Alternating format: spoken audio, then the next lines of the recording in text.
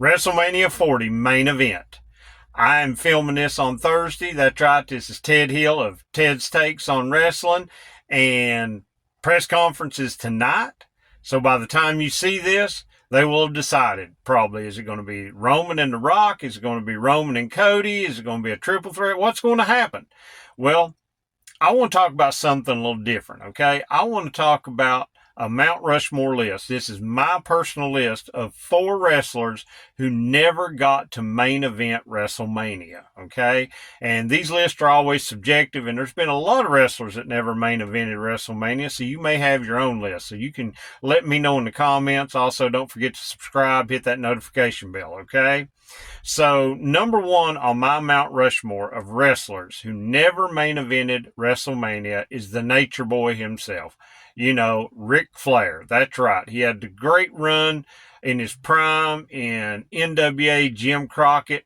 Went up to WWF there in the early 90s, and they didn't pull the trigger on him and Hogan, but instead he got in a feud with the Macho Man. And then we go into WrestleMania, 8. Yes, the whole Elizabeth storyline, the WWF Championship, and they said it was a co-main event because the big one was Hogan and, Sid Justice or Psycho Sid or Sid Vicious, whatever you want to call him. But let's be honest, that wasn't for the belt. That was just because it was Hogan. And Flair and Savage put on a great match.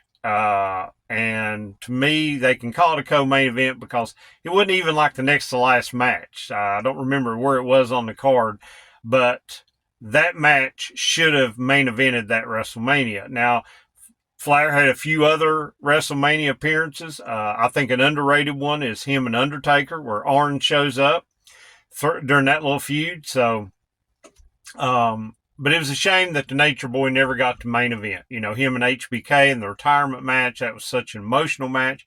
But nope, the Nature Boy never did get to main event WrestleMania. Now, my second one is Eddie Guerrero. I know that his time with us was short, and I think he had maybe 4 or 5 WrestleManias, maybe 6, somewhere in that range, 4, 5, or 6.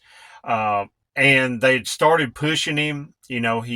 The match at WrestleMania 20 with him and Kurt Angle and the WWE Championship. That was a great match. Now, I know the main event match that night was Benoit and Triple H and HBK, and that was great because I was, regardless of what happened in personal life, during the wrestling career, I was a fan of Benoit, okay? But because it was Triple H and Shawn Michaels, of course it was going to be the main event for the belt they were going for. But I personally enjoyed the Eddie Guerrero-Kurt Angle match better, and I thought it should have main evented.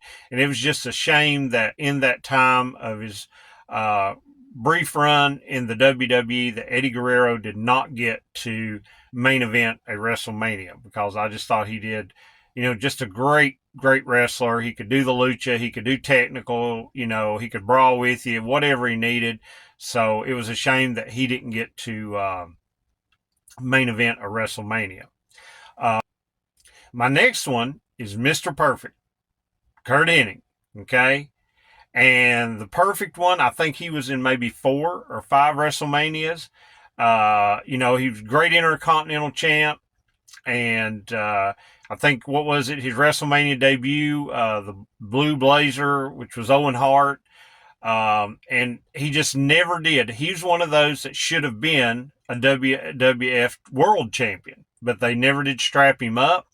And it's just a shame that he never won the world championship. And it's also a shame that he never main evented a WrestleMania.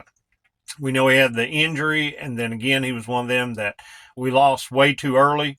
But I just thought that Mr. Perfect could have maybe had a perfect WrestleMania main event.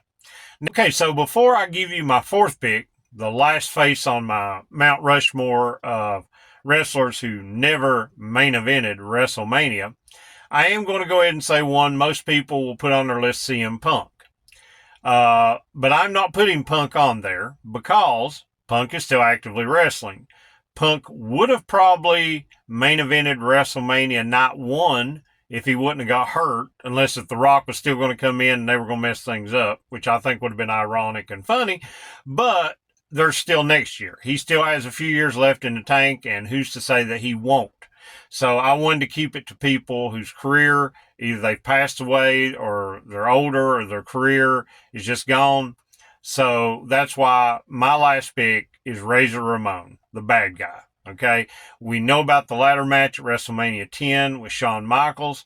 And he was another one of those that was only in a handful of WrestleMania matches, but he also, like Mr. Perfect, it was also a shame that we never got to see the world title on Razor and see him main event a WrestleMania, because I think it would have been something special and something really good. The promos going into it, whoever his opponent would have been, whether it would have been a Shawn Michaels, instead of them fighting for the Intercontinental title, maybe them fighting for the world title in a main event of WrestleMania. I think that would have been really something special.